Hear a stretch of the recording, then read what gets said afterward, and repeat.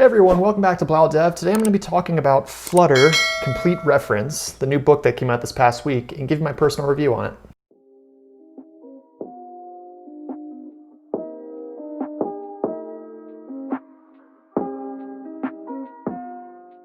Now, as I only just got this on Sunday, I've only had a couple of days to read through the book and give my personal opinion on it. And let me mention, I have not read it cover to cover. I've read a couple chapters fully through, and then I've skimmed through most of the book, focusing on chapters that I find of particular interest given the projects I'm currently working on. After reading just a little bit of this book, however, I've noticed the specific applications that I'm probably going to use it for in the future. And that's being a reference. Being that I've been doing Flutter development for over a year and a half, coming up on 2 years about, some of the intro chapters really aren't super applicable to what I'm doing currently, and so I skipped over those ones. If you're new to development, this could be a great resource for learning Flutter and Dart. They walk you through from the base all the way up to the details in terms of what you should be learning and how to properly execute certain things in Flutter and Dart. It lays out a great roadmap for learning Flutter and Dart. For those that are more experienced, you may think, maybe this isn't applicable to me.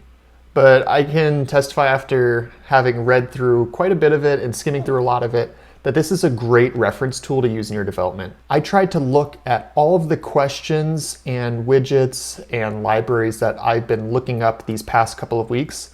And outside of some of the packages that I've been interested in, such as Flare with Rive, outside of that, I've been able to find the answers to pretty much all the questions that I've had with my development in this book. So I highly recommend it for anyone who needs a book as sort of a reference.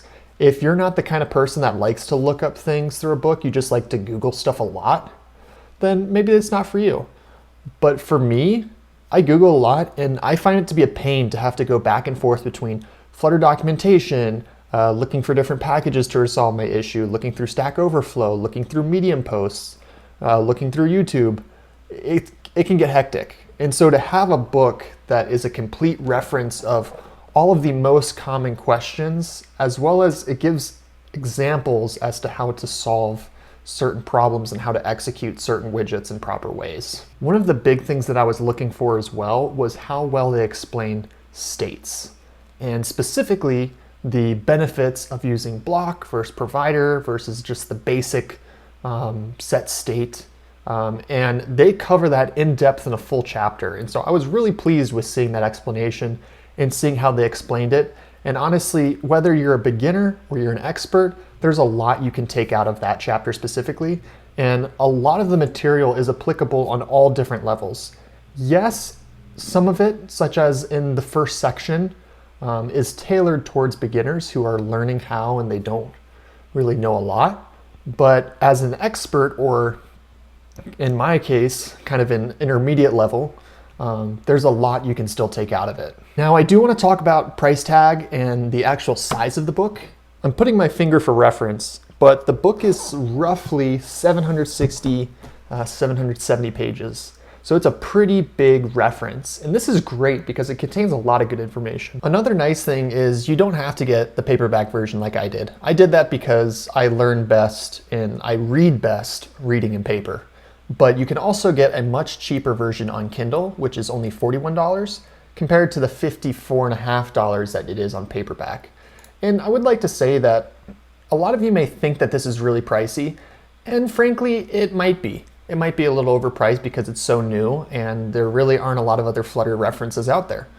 But I compared the top computer science and software development language guides and books.